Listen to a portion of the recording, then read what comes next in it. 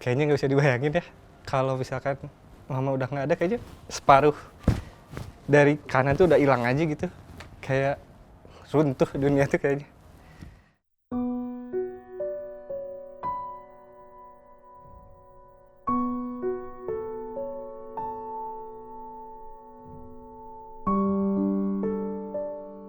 Mama? Panggilannya Mama. Mama. Mama. Manggilnya Mama? Ya, Ibu. Mama aku tuh nggak pernah marah sama sekali dari dulu. Jadi bener-bener kalau aku ngelakuin kesalahan itu cara negurnya bukan marah, tapi lebih ke ngasih buku. Mama itu tidak membeda-bedakan semua anaknya. Walaupun ada beberapa anaknya yang sangat dibilang bandel, tapi Mama selalu berusaha ingetin yang lainnya kalau itu tuh kakak kamu, itu tuh saudara kamu. Jangan sampai pecah persaudaraannya cuman karena ego masing-masing. Bagaimanapun di mata Mama, anak Mama itu sama. Ibu itu kreatif ya, karena saya itu adalah generasi-generasi yang waktu balitanya krismon gitu ya, krismoneter. Jadi ketika orang tuh susah, kreativitasnya meningkat, termasuk ibu saya. Di zaman dulu pas krismon itu saya tuh sedang TK, dan biasalah anak TK harus punya alat tulis baru, tas baru. Nah saya tuh pernah bilang ke ibu, Bu, aku pengen beli tas. Akhirnya ibu, kok malah bawa saya ke warung? Ternyata ibu gak punya uang buat beli tas. Ibu bikinin saya tas dari kardus Indomie. Pakai tali rafia, pakai plastik, pakai selang gitu. Jadi si selingnya itu selang gitu. Itu sih yang buat saya terkesan, oh ternyata ibu hebat banget ya gitu ya. Kreativitasnya meningkat banget untuk membahagiain saya. Waktu aku kecil, aku kayaknya nggak mau diem banget. Sama lah kayak sekarang yang nggak mau diem.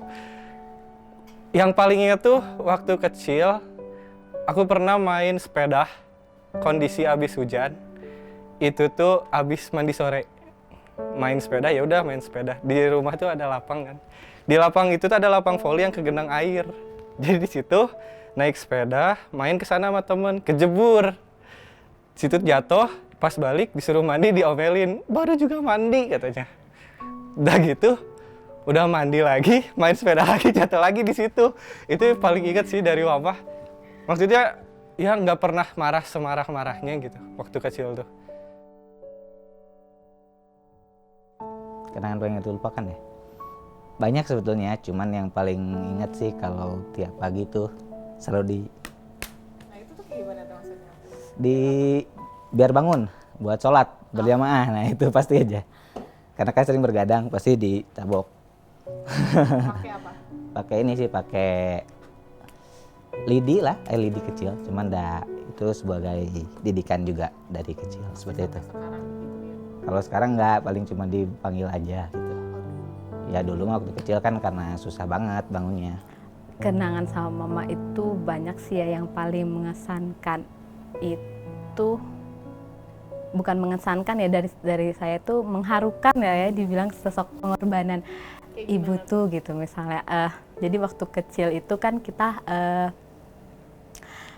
dulu tuh waktu kecil dibilang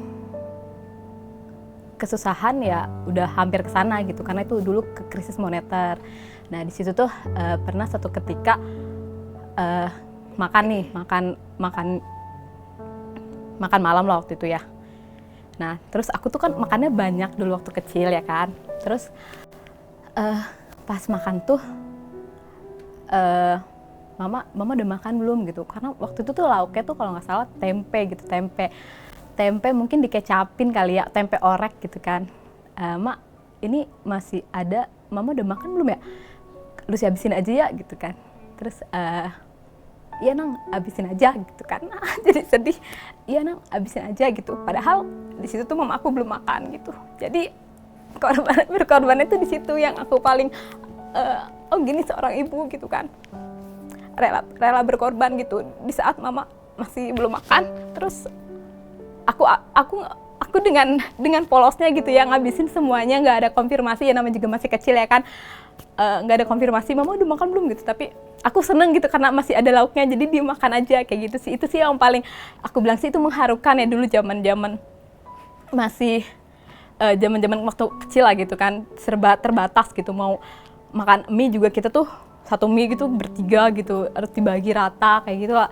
Itulah dukanya dulu waktu kecil, tapi jadi cerita saat ini tuh jadi hal yang mengesankan gitu loh. Jadi kita tuh bertumbuh itu bertumbuh itu dasarnya itu ya kita tahu artinya susah, jadi kita tuh dibesarkan itu menghargai gitu, menghargai apa yang ada seperti itu, karena bukan terlahir atau bukan dibesarkan dengan kemewahan gitu, dengan keberadaan kayak seperti itu.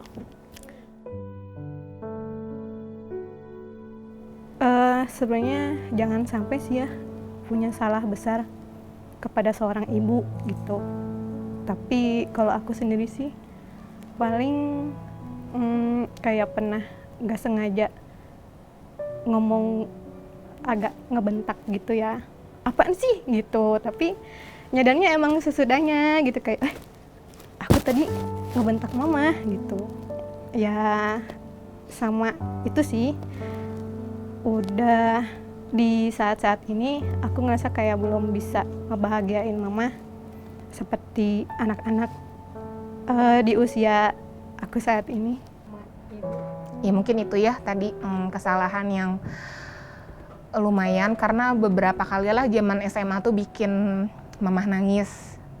Karena kan dalam Islam, aku pernah dengar salah satu hadis kalau kita udah menyakiti hati orang tua ibu kita itu kan dosanya besar banget gitu. Nah itu tuh jadi kayak reminder ketika aku jadi ibu.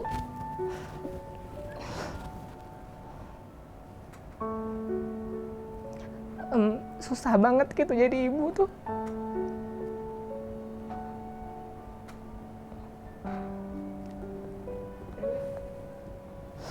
Karena ya baru nyadar ketika punya anak emang sesulit itu gitu jadi seorang ibu. Nggak mau. Yang pastinya sih minta maaf ya sama mama. Mohon maaf gitu selama jadi anak banyak salahnya. Kayaknya nggak bisa dibayangin ya, kalau misalkan mama udah nggak ada, kayaknya separuh dari kanan tuh udah hilang aja gitu, kayak runtuh dunia tuh kayaknya. Kalau terakhir pengen bilang makasih udah ngedidik aku sampai segede gini, mau gede banget. Makasih juga atas support doa, karena doa orang tua kan nggak pernah putus buat anaknya. Terima kasih juga sudah menjadi ibu yang terbaik yang pernah ada di dunia. Dan yang terakhir apa ya? Ya terima kasih sudah melahirkan saya dan merawat saya sampai segede gini. Udah, itu aja paling. Terima kasih atas didikannya, gen kekuatannya, dan perjuangan yang ternyata saya juga jadi pejuang banget gitu sekarang. Hatur nuhun kanggo kasayanana. Hapunten samudaya kelepatan ibu. Hapunten Mi, hapunten keluarga Mi. I love you.